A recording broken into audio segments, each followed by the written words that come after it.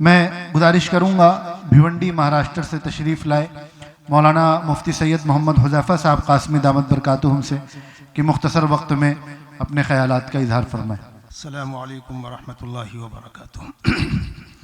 मोहतरम बुज़ुर्गों,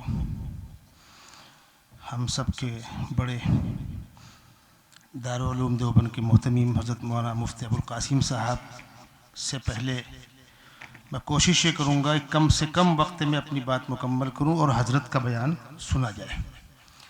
दो चार अहम बातें हैं जो तहफ़्फ़ुज़ ख़त्म नबुव्वत के सिलसिले में काम करने वालों को जहन में रखना चाहिए। कुछ तो बातें होती हैं नबुव्वत, तहफ़्फ़ुज़ ख़त्म नबुव्वत, हमारा अक़ीदा क्या होना चाहिए। इस सिलसिले में सबसे नाजुक मसला वो होता है कि उन बातिल फ़िरक़ों की जानिब से पेश करदा जो तलबीसात हैं।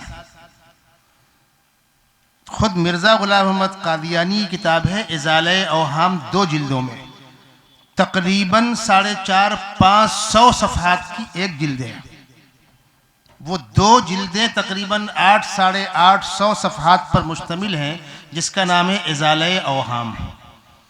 उसमें सिर्फ़ और सिर्फ ये काम किया गया है कि मुसलमानों को अक़ायद के सिलसिले में उलझाया जाए और कुरान और सुन्नत के नुसूस से गलत इस्तिदलाल करते हुए मिर्ज़ा के लिए चोर दरवाज़ा खोला जाए। मसलन नबुव्वत अल्लाह की नेमत है। कुरान ने बार बार कहा है, लक़द मन्नल्लाहु अलल मुअमिनीन इज़ बअस फ़ीहिम रसूलन मिन अनफुसिहिम। अल्लाह ने एहसान किया, अल्लाह ने उम्मत को नेमत से नवाजा है। नबी की आमद अल्लाह की नेमत। अब वो कहता है इस नेमत को आप बंद क्यों कर रहे हैं, ये जारी रहनी चाहिए।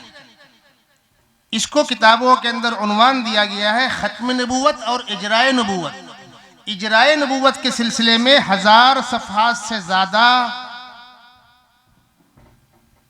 यूँ कह लीजिए कि 1000 सफ़हात से ज़्यादा मवाद पर मुश्तमिल वो पंफलेट और किताबचे भरे पड़े हुए। उसने पूरा जोर लगाया है कि हुजूर को खातमुन नबीयीन मान लेने के बाद क्या क्या नुकसानात होंगे, उम्मत किन किन नेमतों से महरूम हो जाएगी। गोया की तासुर दिया गया कि ख़त्म नबुव्वत सल्ब नेमत है, नेमत को रोक देना है, बंद कर देना है। हम क्या जवाब देंगे? ख़त्म नबुव्वत सल्ब नेमत नहीं है, इनक़िताए नेमत नहीं है, तकमील नेमत है। और किसी भी नेमत का अगर आगाज होगा तो उसकी तकमील भी होगी। इसीलिए कुरान ने जहाँ पर आका सल्लल्लाहु अलैहि वसल्लम का मकाम बतलाया है और आपकी शरीयत को खातमुश शराय करार दिया है, वहाँ कहा है अल यौम अकमलतु लकुम दीनकुम। आज वो दीन मुकम्मल हो रहा है। कौन सा दीन? जिसका आगाज़ सैयदना आदम अलैहिस्सलाम से हुआ था और तकमील सैयदना मोहम्मद सल्लल्लाहु अलैहि वसल्लम पर हो रही है। आप पलट कर पूछ सकते हैं कि भाई बच्चे ने कुरान पाक हिफ्ज़ करना शुरू किया तो नेमत है कि नहीं? हाँ नेमत है। 10, 12, 15, 18, 28, 29, 30 पारे हो गए। उस्ताद ने बच्चे के बाप को इत्तला दी कि आपका बच्चा हाफिज हो गया, तो क्या बाप झगड़ा करने खड़ा होगा? आपने उसको नेमत से क्यों महरूम कर दिया? आप नमाज पढ़ रहे हैं, अल्लाह की नेमत है। हज कर रहे हैं, अल्लाह की नेमत है। तो क्या हज चलता रहेगा? नमाज चलती रहेगी। मस्जिद की तामीर नेमत है, चलती रहेगी क़यामत तक, आसमान तक, मुकम्मल नहीं होगी। तो ख़त्म नबुव्वत इनक़िताए नेमत नहीं, सल्ब नेमत नहीं, तकमील नेमत। एक तो अहम पॉइंट है।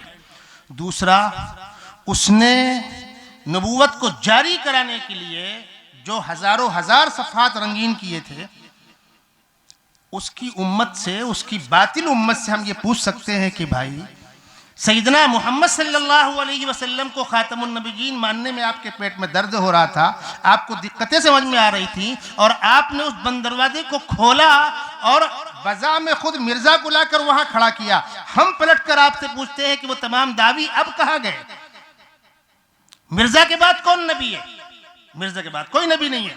उसकी उम्मत ने मिर्ज़ा के बाद किसी को नबी नहीं माना है। तो वो सिलसिला जो हुजूर पर रुकना गवारा नहीं था, इस मरदूद पर रुका। वो बेगैरती साथ इनकार करेंगे हम मिर्ज़ा व ख़ातमुन नबी, यानी गोया कि आप मोहम्मद सल्लल्लाहु अलैहि वसल्लम ख़ातमुन नबीयीन नहीं मान रहे, इस मरदूद को मान रहे हैं।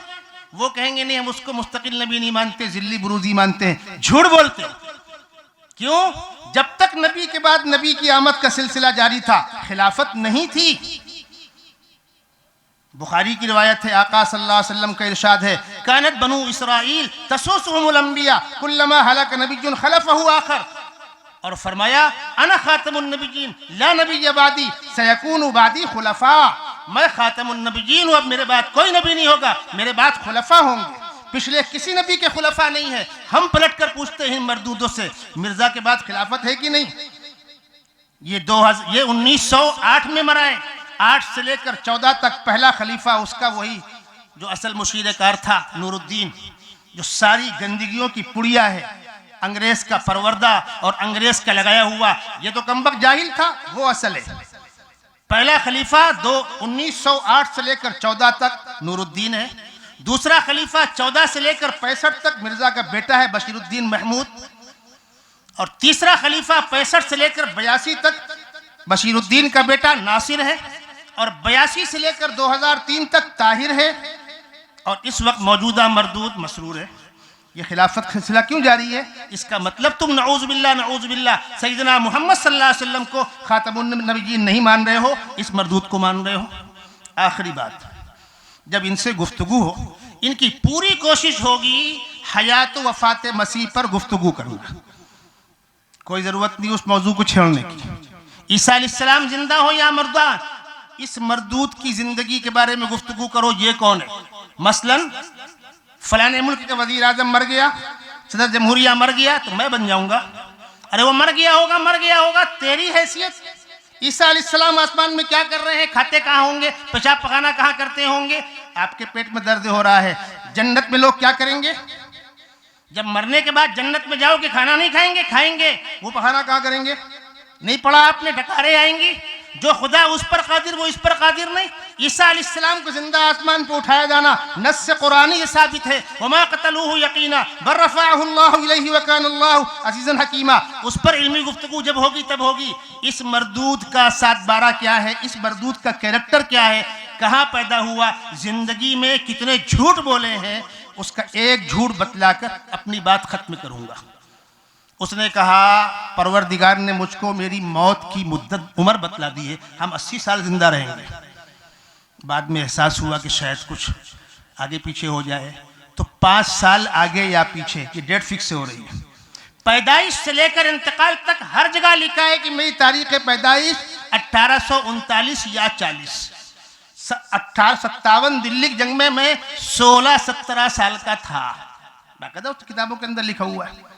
अब जब उसकी मौत वाक़ई हुई, जरा जोड़िए आप, 1839 से लेकर 1908, 69 साल होते हैं। कहाँ गई पेशीन गोई? वो हंगामा बर्पा हो गया। तो अब उसके बेटे साहब लिख रहे हैं कि नहीं, वो चूक हो गई थी। तो मैंने एक साहब से पूछा, डेट ऑफ बर्थ कब बदली होती है? स्कूल का फॉर्म भरते वक्त, चलो निकाह नामे के वक्त, पासपोर्ट बनते वक्त, प्रॉपर्टी की एंट्री के वक्त, मरने के बाद बड़े मियाँ कब्र में जमा हो गए। अब डेट ऑफ बर्थ की तब्दीली की जरूरत क्यों पड़ी? इसलिए कि उसकी मौत उसके सर पर खुला जूता है।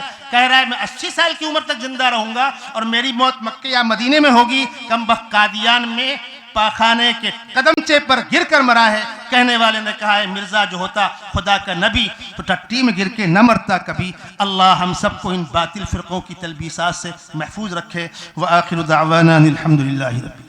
GS हर्बल होलसेल आयुर्वेदिक अद्वियात का काबिल एतमाद मरकज। तिजारत के ख्वाहिशमंद हजरात को हम मुकम्मल ट्रेनिंग देते हैं। हमारे साथ तिजारत करके भरपूर पैसा कमाएं। उलमाए किराम, हुफ्फाज, डॉक्टर्स और मेडिकल वालों के लिए खुसूसी रियायत। तफसीलात के लिए अभी राब्ता करें।